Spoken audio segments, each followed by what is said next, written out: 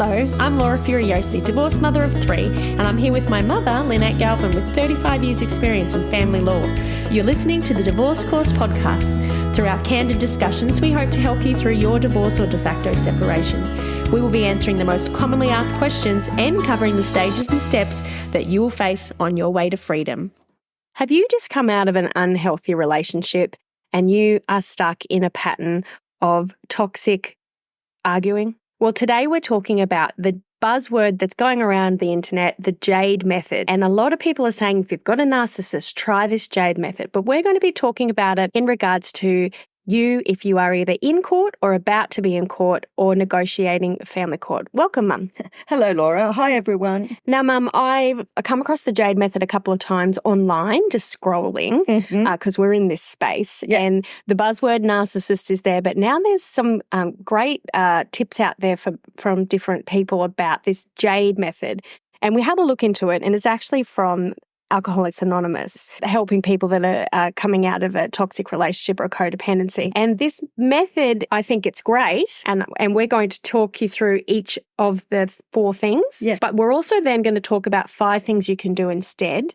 And we're going to make sure that anyone who's listening today who is using the JADE Method is aware of the legal ramifications or has some education based on that, because this is education only, that maybe if they do follow it, there could be something that bites them in the bum if they go to court. Yeah. So let's talk about this JADE Method first of all. So it's basically, they say, to help yourself get out of this toxic pattern of behaviour with an ex or your toxic pattern of behaviour with anyone. Or your communication. Yes, you have this pattern of conversation or you have a pattern of how your behaviour is. And we've talked about this many times before. And if you've got a manipulative, a controlling or a high conflict, whenever there's a disagreement, you'll probably fall into this pattern. And that is you're justifying, you're arguing, you're defending or you're explaining. And so the JADE Method basically is they say stop justifying, stop arguing, stop defending and stop explaining. But we want to talk about each one of these individually and talk about legally, is that a good idea? And you should always get your independent legal advice. You want your ex, as weird as it sounds, to like you, I think, or to understand where you're coming from. And if you have a narcissistic ex, they aren't interested in liking you or understanding you, but they are excited and interested in ongoing communication with you. So we got this article and it's going to give you 5 things to do instead, and we're going to talk about the legal side of it. It's from Psych Central. We'll put the link in the show notes. But let's start with the J. Okay, so justifying. So a lot of you listening today might, for example, have someone who's negotiating property. Yeah. And they're like, I want to do 50-50. I want, and we've done a percentage episode, you can go and listen to that. But we should split everything exactly halfway. And you might be like, no, I really don't. And then you want to justify to them why you need more. Yes. In a parenting situation, they may write a nasty letter to you saying, I can't believe you sent little Joey over with Crocs on and just a plastic bag with this in it. And he's told me you've only had Macca's for dinner last night, blah, blah, blah, blah, blah. And so in that, you want to you'd be wanting to justify and say, well, such and such was in hospital and I had to run to this place and such looked after it. Like, so that is the justification where you feel like you have to explain your choices. Yeah. So, Mum, when it comes to don't justify, how can this bite you in the butt in court? Well, there's 2 aspects to this. Okay. One is that you need to understand that everything you put in texts and Facebook, etc., it's still there and may be shown in court, attached to an affidavit, even if it was years before you actually end up in court. Okay, so anything you write down, everyone needs to remember, it can be used in court. And a lot of people, I'd like to note, some people think we're never going to go to court, this is going to be fine. But then they do get a shock and they do end up in court. Well, 5 years later. Yes, see, that's how we prepare, hope for the best, but prepare for the worst. Yeah. Yeah. Like we're doing the course. Yeah. That's right. So so anything you write down, you're saying text message, email can be used. Yep. Yeah. And following on from that, therefore, everything you don't say can be reasonably inferred. So if they allege something about you, that Johnny had Macca's and didn't get to bed till 11 o'clock, if you decide you're not going to justify that, or even dignify it with a response, be aware that the court, or it may be used in court as proof of what they were alleging against you. And so there are times where you do need to defend. Otherwise, you've just left that bald statement by your ex to be attached to an affidavit and no explanation from you. So you're basically saying every situation is different and you need to look at it and go, if this was called out in court, yes, would I get in trouble? Well, yes. Or could my ex use this? And not just in court, they use it with family and friends. Look what she sent me. I've had no explanation, yada, yada. But you know in your heart that if you do respond, they're not going to accept that. They're not going to go, oh, yeah, that's fine. Yeah. If you've got a very high conflict or manipulative controlling, they're just going to use that to slam you a bit more. Well, that's right. So if you start justifying yourself, then they're going to come back because you've now given them a whole bunch of information. I don't know, such and such went to hospital. I had to get my mate to look after, blah, blah, blah, blah.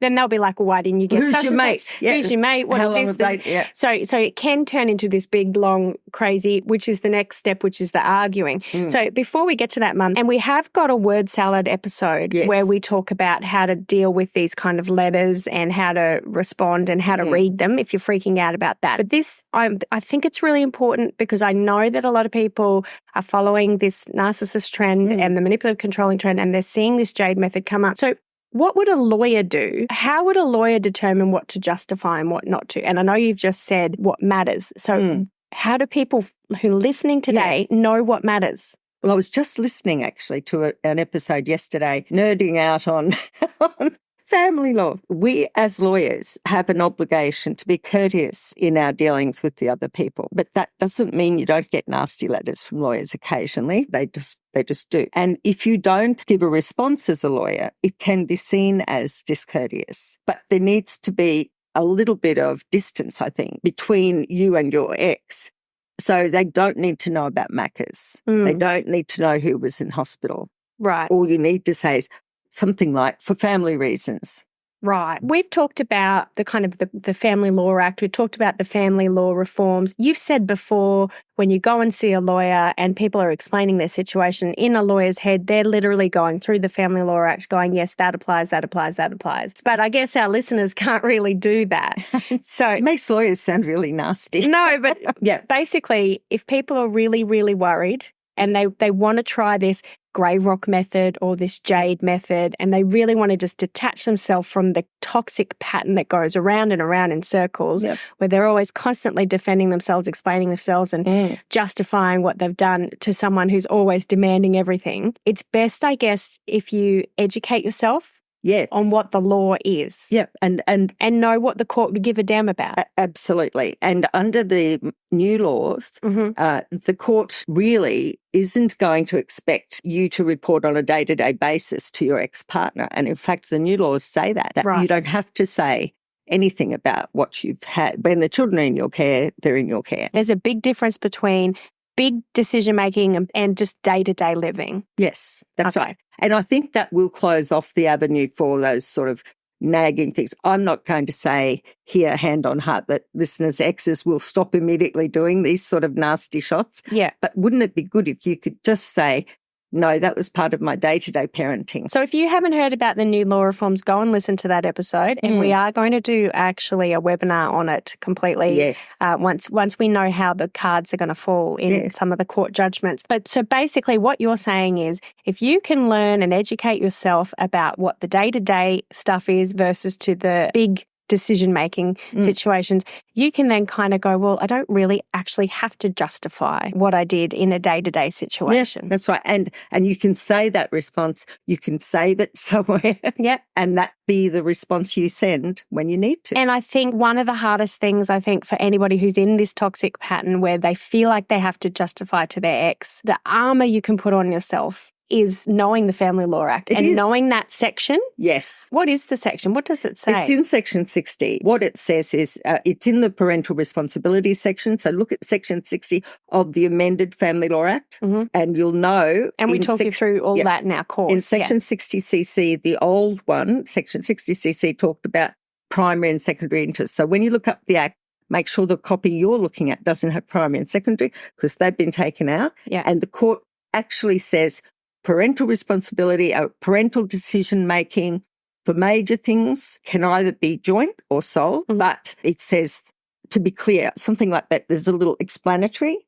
it says that day-to-day decisions, while you're in care, what to eat, what to wear, are not needed to be communicated to the other person. So you could even cut and paste that bit of the act. Well, we've put that in our example orders for our online members. We actually put it in. Yes. Just to remind the other person. So it's a good reminder for the other person. And if you are one of our members or you are doing our course and you're listening, go and have a look at that new module. Go and look at the new changes there. And before you go and justify yourself to them, you reread that and you'll know whether or not you need to justify. All right, let's get to argue. The next one, they say when you're doing the JADE method, don't justify and then don't argue. Now, arguing doesn't just mean disagreeing, yelling, name-calling, blaming, kind of just over the top, crazy. It's like reliving your arguments when you were still a couple. Yeah. So I mean, legally, following don't argue is a good one. Absolutely. So don't name-call. No, and in a perfect world, your responses should be of the highest ethical standard, but I would make them quite formal and be very careful that you never say anything that you didn't want read out loud in court in front of a judge. You don't know how the judge will see you. They don't know you. They don't know your ex. They don't know you've had years of being accused of things and you're only now finding your voice. Mm-hmm. And what we say to our members, don't we, Laura, that you have to just keep it together and be civil, no matter how much it's raging behind you. Longer. Just for a little bit longer. And you've probably done it for years during the relationship. Yeah. So just bite your tongue a little bit. Yeah. Don't put anything in their hands that they can use. And of course, it seems that some manipulative and controlling people love to keep on arguing with you. If you've got a manipulative, controlling, you've got a high conflict, or you've got a narcissistic type person, or you've always had that pattern where you've had a big fight, you yell it, and then they'll be saying all this stuff to you, and then maybe you explode, and it's called that reactive abuse. Yes. And then they'll video it, or they'll snapshot the text, and they'll send it out to everyone. Look what they said. Look what they called me. Look what they did. But they don't show the context. They don't show everything. But you've got to remember that in front of a judge who's seeing maybe like 30 other couples that day, ex-couples that day, if they get it and all they see is you've called them, I don't know, some very large expletive or a whole bunch of rant. Or biological father. Or any of those kind of things, they're just going to see you as the bad guy and it's going to bite you in the bum. In trials, things usually wash out, but hopefully you don't need to go to a trial. Or even in mediation, you want to be seen as the civil one. Best kid in the class, cleanest shoes, cleanest nose, all that kind of stuff. But not caving in. Yes. So there's that strength. You're like kind of a white, get off the white. Yeah, and if they start blaming or calling you names or arguing with you and saying stuff, you just say, "I'm sorry, I'm not going to respond to this." That's exactly right. And you step out of it. Yeah, it would be even better if you save a response. Yes. And so it's either you're going to answer either A, B, or C. Yeah.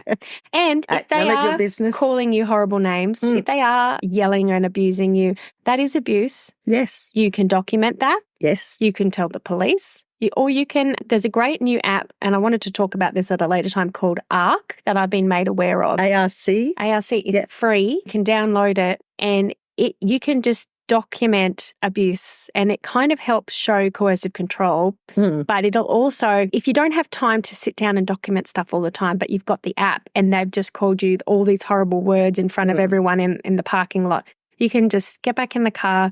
I'm sure you probably, last thing you want to do, such and such, this date, yelled this at me, and then it asks you how you felt. And it'll categorize that for you, and you can just print that out if you ever have to go to court. And here's all the things that they've done, and it's horrible. And that's really helpful if there's a risk that you're taking on board some of the stuff they're saying, or you're doubting yourself. Yeah. Because you just have to remember all the things they've done. Yes. And you read it through and you go, yeah, that's why I'm leaving. Yes. And you know what? That nasty response he sent me, or that probing, bullying question, I'm going to be able to attach that to an affidavit. Someone's going to ask him about it. If we ever go to court, that's him exercising or trying to exercise coercive control. Because they actually exercising coercive control and trying to, whilst they're two different things, in court, when one looks at his behaviour, it's just as good that he tried to coerce you compared to actually coercing you. So you suddenly are standing firm. Yeah. But not arguing back. Not arguing back. So justifying, arguing. Okay. So sometimes you do have to justify, like you said, for law. Yeah. Arguing, try and stay out of it. Yes. Yep. Okay. But document it. Yes. Okay. The next one in the JADE method is defending. And this article, Psych Central, says when you feel attacked, it's natural you want to defend yourself. And while being assertive and standing up for yourself, that's all well and good. It's sometimes, and like we've already said, sometimes they're deliberately doing it to get you to defend yourself so they can continue to argue. So it's kind of the same with the justification, isn't it? So yeah, I think so. Your chance to defend yourself, really, you save that for court? Yes, sometimes. I think you don't have to tell them what your defence is, but from a legal point of view, you need to deny the allegation. Yeah. Okay? And just say, I deny that. And we've talked about in the word salad episode, or do I really need to respond to that episode? Yes, those two episodes are really great. Mum gives you like a little clause that you can say. Yeah. But basically what you're saying, Mum, is you may have to just say, because if you go to court and you didn't defend yourself for an allegation, that can be used against you. Because, yes, I've over the years, you read cases where there's no evidence that the mother denied this allegation, or it's uncontested that the mother did this. Well, you need to be able to say, and I know I'm leaning this towards mothers and fathers, but coercive control is predominantly by the men. I've seen it both ways. Yep. I've seen it both ways. Yeah, you have. Yep. So what you're saying is when it comes to defending, you just say deny the allegation, but you don't have to go into this big long thing, because I think what they're trying to point out is if you give these kind of people too much information, it just gives them more fuel to fight. It's oxygen for them. And it's kind of what they want. It's exactly what they want. They just want to keep fighting with you, keep engaging with you, because it gives them their power or makes them feel good. Yep. And we all know, my listeners and you, our listeners, you and me, Laura, we know that you might write that and say deny and send it, but in yourself, being a sensitive human, you'll be double questioning yourself and wondering if you've hurt someone's feelings. So one of the strategies that we provide in the do I really need to respond to that, and also in the word salad, but also in the documentation episode. So I'll put a link to all of those ones in there. Set up an email account and defend yourself in that email to yourself. Yes, so such and such wrote this to me. And this is my defense. This is my reason. And then you send that to yourself, and then you can let it fly away. It's getting it out of your head, because otherwise you've got it swirling in the back of your head. And I know that we've had members who are like, oh, well, I've got to try and remember this, because if that comes up, I'm going to have to remind them this. And you're not going to remember every single time they've accused you of something. Yep. So set up that email, send it to yourself. Don't give anybody else the email. It's just for you to send emails to yourself. And the good thing about that, setting up a particular email just for all of that sort of stuff, is that, but by the way, don't give your email address a bad name, like my ex is an idiot or something, gmail.com. And don't give it to anybody else. No, but you may be able to use them in court then. If you say, I deny this, and there is any probing in the witness box or by your lawyer about, well, what did you do? You have got a contemporaneous note. In other words, a note made on the same day. Yeah. Same or thereabouts with the full explanation, but you're not giving it to him. And look, I know a lot of you probably aren't going to end up in court. I know a lot of you are going to go to mediation. Your mum, you said it's 2% that end up in a trial. Okay, so a lot of the time you are going to end up, if you're coming along to our webinar, you'll learn about the court process, but most of the time you're going to sort this out. It may be bumpy, there may be fights along the way, but you might not need this. But for peace of mind, so that you can sleep, if they're doing that and you feel like you need to defend yourself and you desperately just want to because of this toxic pattern of behavior you've always had, the way to help yourself, it's not your fault, is to just email it to yourself. Yeah. And then walk away from it. That's right. And before emails were invented, it was amazing. There's this period of time when you're in a legal battle, you'll get an affidavit from the other side. Yeah. How hard is it to read that? Oh, gosh. That's not true. Oh, my goodness. How could they say that? Yes. And I know my clients used to be so worked up until they saw their affidavit properly responding to it with the attachments and then their side of the story. And I've lost count of the number of times people go, Oh, I feel so much better now it's written down. So also if you are struggling with affidavits, we've got a great podcast episode on that as well. So basically, Mum, we're saying you just say you deny any allegations, but you don't have to defend I deny this. You don't have to go into the details. Go and write it to yourself somewhere. And then if you do end up in court and get some big, long, ridiculous affidavit with all these things, you can just go into your emails and then go, oh, yeah, that's what happened on that day. Because you're not going to remember 2 years later what happened. You might, but the court won't have your side of the story. Gotcha. Got ya. Okay. So JADE Method, you don't justify, you don't argue, you don't defend. And then the last, you're invited to our free webinar. Whether you're stuck at the beginning of deciding to divorce or you're struggling to find your way through the legal jargon and fear of the unknown of the legal process, we are here to empower you to take control. Join us to learn what steps you can take, followed by a live Q&A where you get Lynn, my amazing mum, and family law accredited specialist to answer your questions. All you have to do is go to www.thedivorcecourse.com.au and click on Reserve My Seat. We'll see you there. Hurry, spaces are limited, so don't miss out. Register today. So JADE Method, you don't justify, you don't argue, you don't defend, and then the last is the E is explaining, because apparently, according to Psych Central, it says you tend to over-explain ourselves because we feel afraid of upsetting others and we don't feel it's valid for us to make our own choices or to do things ourselves because we're afraid of being criticized. And so basically people start to over-explain themselves. Or if you've been in a pattern with an ex and you left them and they constantly criticized you and you constantly had to explain yourself, you will fall back into that pattern. Just because you've left them doesn't necessarily mean your patterns will change until you've done some good work on yourself. Yeah. So explaining yourself to them and over-explaining isn't necessary. And it's like, who died and made them the boss? Yeah. And if you're struggling with this, imagine if you asked the same questions of your ex, would they give you a response and explain, or do they not? And if they're manipulative and controlling or high conflict, chances are you wouldn't dream of asking them to explain. And if you look back through your relationship, have you been treated as one of the, I guess, subordinates of this all-powerful person? And it's hard then to realize, I guess it's hard to realize you have a free agency to do things and your choices are valid.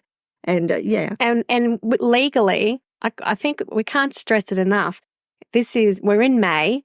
The new changes came in on the 6th, it's 2024. And Mum, you're saying that the court has tried to make a real emphasis on the difference between big decisions like surgery, school choice, moving going overseas, changing your surname, to what they ate for breakfast or what they did on the weekend, on that kind of thing. So they've tried, and they're trying to do that to stop this kind of fight. Yes, that's right.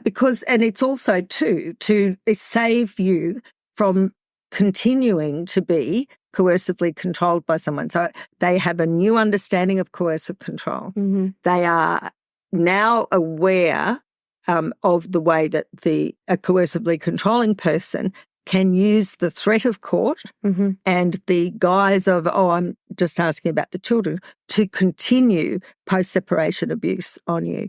And so the court is setting up these boundaries just to cut that off at the knees. Yeah. And I've never seen the law properly enunciate that difference between major and the big life decisions and the day-to-day decisions. Because the lawyers know, we always knew what the difference was, but I don't think people did, and they would have to live with those orders for, years till the kids are 18. And if you got into the pattern of explaining your day-to-day choices, that's a really severe onus on you. And so what we've done in our precedent orders for their online course is put that part of the Family Law Act in so that it's on the face of the document.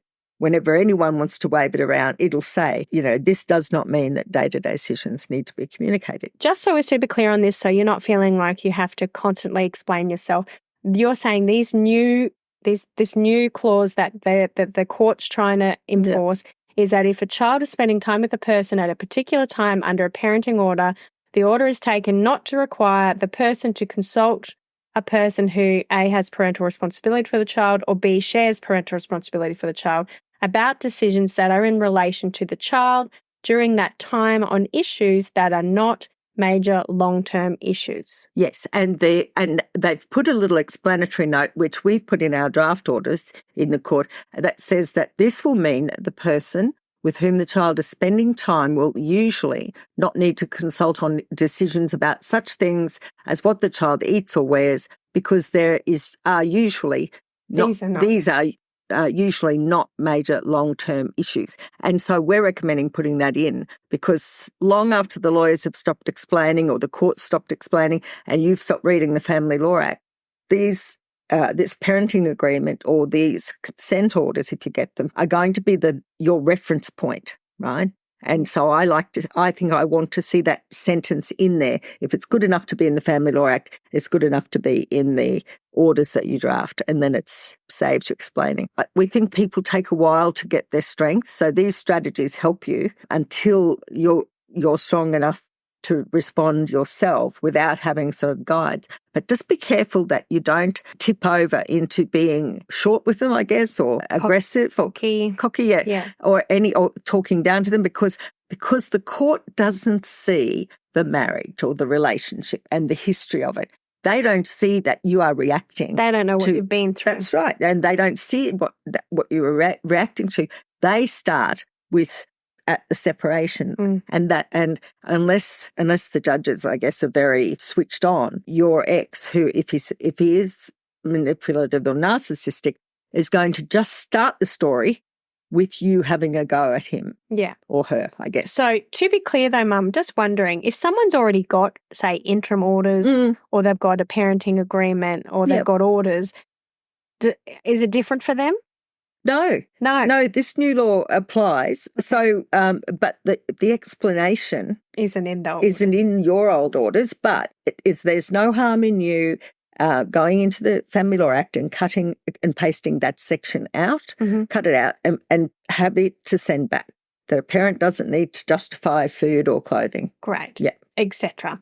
So if anyone's been watching Instagram Reels or TikToks or whatever, and you've learned about this JADE method, just keep in mind what Mum's talked about, where they say don't justify, don't argue, don't defend, and don't explain.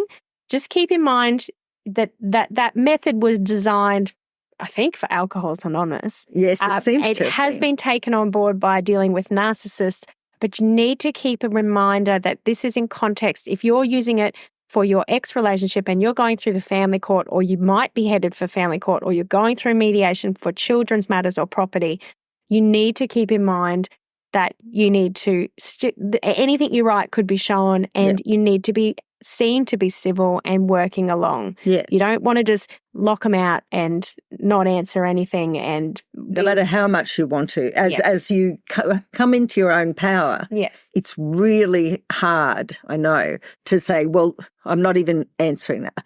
Well, I'm not going to dignify that with a response. Yeah. But that doesn't help anybody, really. It doesn't help your kids. You need to be clear. If they're accusing you of something and you need to do it later. So you need to deny it. But you don't need to go into detail. So, Mum, this Psych Central article, which I'm going to pop in our blog post, so you can go into the show notes, you can go to thedivorcecourse.com.au/blog. You can find any of the episodes we've done and the detailed show notes there. But it gives you some ways to help yourself from doing that, because you're probably finding yourself going, you probably say to your friend, can I just write this to them? Can I just tell them this? I'll feel better if I do this. So they've given you some. Yeah, and your friend might say, you might show your friend and they'll go, tell them this and tell them that. And, remind them of this. So this Psych Central, and we're not psychologists, so go and see a psychologist. We're also not your lawyer, so you need to go see a lawyer. You need to pick your battles. You need to respond rather than react. You need to listen to your own feelings. You need to focus on what you can control, and you need to take care of yourself. So, Mum, I guess when it says pick your battles, it's kind of what you've just talked about. It's you need to go, does this battle that they're trying to have with me, is it going to matter in court if we ever get there? Yeah. And if it doesn't, then do I need to have it? Yeah? Yep, that's right. Yeah. And remembering, like this article kind of it mentions, they do know how to push your button. Yes. And if they do, and if you find yourself typing an outraged response, leave it till the next day before you send it, because it's very likely, I think, that people conduct their separation the way they conducted their marriage. Mm-hmm. And you have to change that pattern of behaviour, because the courts, if you end up in court, expect almost saint-like behaviour from you. And also it just helps you get past that sort of pattern. And they don't get any fun out of it. These new changes, basically, it seems to me like if you can't get along or if you can't agree, they're more likely to just give the responsibility to one of the parents. Yes, well, that's how it used to be. Yeah. And there's a lot of speculation, Laura, because as you'd know, in Australian law, the government makes the law. Mm-hmm. That's part of the law. The judges interpret it. Right. And we've had members say that their lawyers don't think that the changes are going to make much difference. But I'm here to say on record that they so are going to make a difference. Right. Yeah, absolutely. So if judges see that you are constantly fighting over everything, they're probably more likely, for the best interest of the children, are going to give the responsibility for some of the things to more likely to one or the other. That's right. So if you don't want that to happen to you, you need to be the reasonable person and you need to pick your battles. Yep. Okay. So then the next one was respond rather than react. Yeah. So we talk about that in the word salad letter, taking out all of the heat. Emotion. And you should do it to yours as well. Yeah. And that's why I think rehearsing the responses is a good idea, and do it, send it the next day if you write something nasty. So you don't have to respond straight away. No. This is the mystery of having instant text and instant email. You can flick off an answer without thinking properly. Well, there's chemicals in your body. I'm not a psychologist, but you read something from your ex, and if you've been in that pattern, your immediate response is going to be what it always used to be. And it's chemicals in your body. Your heart might be going fast. You'll have all these feelings. And if you put anything in words, then it's not going to be. So go and listen not going to be considered.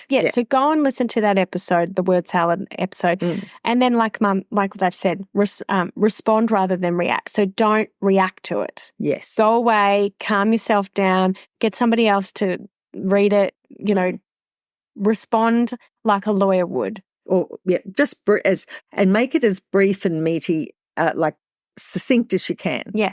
So that the fewer words you use, the less there are. You kind of think of it like, okay, I'm going to write this response back and go, if you've got an ex who loves fighting with you, it's going to kill him. I mean, not really, but it's going to absolutely drive them insane that you haven't taken the bait. Do you know, I think one of the wonderful things about modern technology is you can tell when someone's read a text message. Well, and then you can turn that option off. Oh, can you? Yes. But then they're waiting. Then they're waiting for your response, and they can wait a day normally. Yeah. That would be fine. And that'd be better if it's not urgent.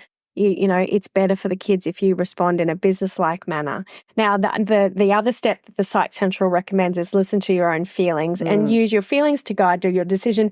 In this kind of process, probably not a good idea if you've been in a coercive, controlling, manipulative kind of situation. I don't know. I think it is a good idea. I think that getting counselling, if you can, and make you talk about how you feel, because I think in some relationships, your feelings don't really matter. And particularly if you've got kids, you do everything for the kids. And it, like it says, sometimes it can show up in your body. Yes. Yeah. With migraines, headaches, pains in the belly, upset stomach. Yeah. And there's actually research now that from physical, emotional abuse, that there are a lot of autoimmune diseases that can come from that. Yeah. So listen to your own feelings, listen to your body.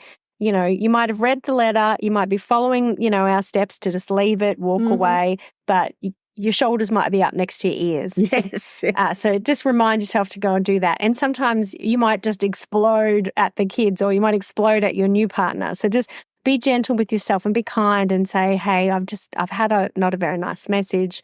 I'm trying really hard not to justify, argue, defend, or Perhaps explain. don't say that to the kids. No, not to the kids. Partner. But can you help me out? Do you know, I mean, it is a very difficult phase when you change your whole way of interacting with the other person, especially when they're still acting the same way. But I like to think of it like a butterfly, in a chrysalis. And then when you come out, and this is you when you start taking care of yourself and not reacting all the time. Yeah. And gradually those beautiful wings come out and you are free. But it takes a while. Yeah. And it's not pretty in the meantime.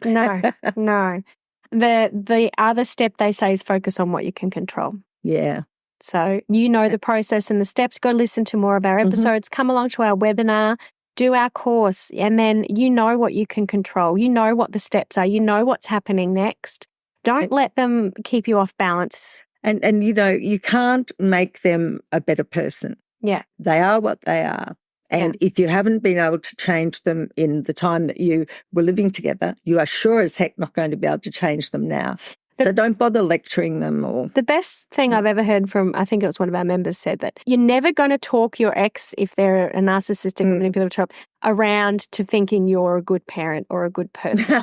You're never going to be able to explain, justify, defend or argue your way for them to go, you know what? You're right. You are completely right. I'm so sorry I was wrong. If your ex has never said that, at no point now are you ever going to be able to get them to say it. No, and it doesn't unless they matter. go and get a lot of therapy. But you don't need it anymore. Yeah, that's right. Because you can't control that. Yeah. Well, then let them go and accept that the relationship isn't meant to be. Yeah. Be grateful that you've got the children, if that's what you've had, and just chalk it all up to experience. And don't let them make you bitter. Yeah. And don't you let yourself get bitter. And the last recommendation that this Psych Central article that I'm going to link talks about is taking care of yourself. So if you are following that JADE method, if you are really battling with a narcissistic, manipulative, controlling type, you're stressed about, you might be in a horrible mediation about your children, or you might be completely stressed about money, you've got to take care of yourself, because if you deny yourself just the basics, are you thirsty? Are you hungry? Have you had sleep? Just those basic things can really make everything a million times worse. And I've noticed, I don't know if you do this, and this is quite personal, I'm not quite sure why I'm showing this on there, but I am a really busy person and I hold on to go to the loo a lot. Yes. And then I'm busting to go to the loo, and I've held on for, I keep saying, I've just got to go to the loo. And my partner the other day was like, Laura, you've been saying that for about an hour. Just go to the loo. I think it's valid, but if you're not affording yourself the basic looking after yourself, drinking water, going to the loo, having sleep, nothing is going to be easy. So you've at least got to give yourself a bit of a leg up. You're not an Olympian, but you need sleep. Yeah, and I remember... You need water, you need food. A lady said to me once, she said, aqua aerobics has saved my life. There you go. And she explained to me that whenever she felt completely overwhelmed, she would go to the gym, go to the pool and swim and do these things, and it helped her get through. And if you haven't been a person who looks after yourself, this is a new habit to develop. Yep. And you've and it's wonderful. Probably got time to fill at the moment. Maybe. And don't fill it with thinking and obsessing or responding over these kind of things. It's easy for us to say. One of our members started a pottery thing. And she made herself a whole dinner set. She did. A whole breakfast set. So she went and started doing pottery. And she, funnily enough, she said she listened to our podcast while she's doing it. But and shout out to you, because I think you're amazing. But, go and find something to do that makes your heart happy. And you might not know anything that makes your heart happy at the moment, to distract and take the focus off that builds and fills your cup. That's what you need to do, because you can face anything with good sleep, food, water, shelter, and your cup full of happiness. Everything's a lot better. It's a lot easier, isn't it? So, Mum, just as a summary here, I really was a bit worried about this JADE method thing out there, because I was worried, a bit like the grey rock method, that it was going to get people in trouble in court. Not everyone thinks they're going to end up in court, but sometimes people have amicable splits that then disintegrate, that are not amicable splits. Yeah. So please be aware, guys, that this JADE method, it does seem good, but just be mindful and go and listen to our other episodes. Do I really need to respond to that? And our word salad letter episode. And we'll do a little worksheet for you that you can download on our website, www.thedivorcecourse.com.au/blog. Go to this episode and we will have a little download that you can get there, and it can remind you to take care of yourself and face these crazy things that you're going through. Yeah. And you know, there's a thing in law called evidence gathering. And that is that one party, knowing or expecting they're going to go to court, starts saying things that will help their case about the other person. And so you do have to respond to things like that. But I recommend having a few stock answers, a very short one that you can just reply. Maybe we need a worksheet for that. Yeah. Stock answer worksheet. Stock answer worksheets, yeah. We might stick that in the course. We might do that. Yeah. Yeah. All right. So big love to all of you. Yes, hopefully this has helped a little bit. If this has resonated with you, just like we say all the time, if there's one thing you've learnt today, go and take it on board. Go and do one thing for yourself. And of course, this is general education. Each situation is different. Go and see your lawyer. Don't act on anything that Mum said, because she's not, unfortunately, she's not your lawyer, but she loves you and we all love you. I do. And we hope you guys are all good. Yeah, general. Okay. And look after yourself. Yeah, and you can still have chocolate. I think that's taken. Laura, you can go to the bathroom. Why have we not got a chocolate? Why have we not got a chocolate sponsor? All right. Thank you so much. All right. Bye. Thanks, Mum. Bye, everyone. Bye. If you found this podcast helpful, we'd love it if you could rate, review and subscribe. By doing so, you are spreading the word to help someone else just like you. Lynn would like to remind you that this podcast is general advice only, and you should always get legal advice in relation to your particular situation. And remember that the Australian laws may have changed since recording.